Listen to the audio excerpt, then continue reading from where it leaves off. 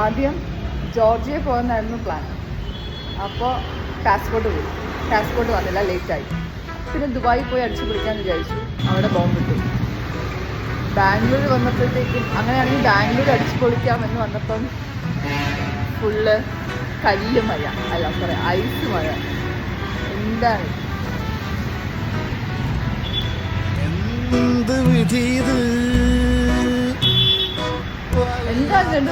എന്താണ് ഇത് ഭാവി? ദുബായിൽ പറ്റുന്നില്ല, ബാംഗ്ലൂരിൽ ബാംഗ്ലൂരിൽ മഴ. എന്ത് വിധീത് വല്ലാത്ത ചതീത്. ഉള്ള കറണ്ടും പോയി. നമ്മൾ താമസിക്കുന്ന ഹോട്ടലിൽ കറണ്ട് ഇല്ല. ഇച്ചു ചിരിക്ക്, അതിനകത്തിരിപ്പാണ് കത്തണ വെയിലെത്തും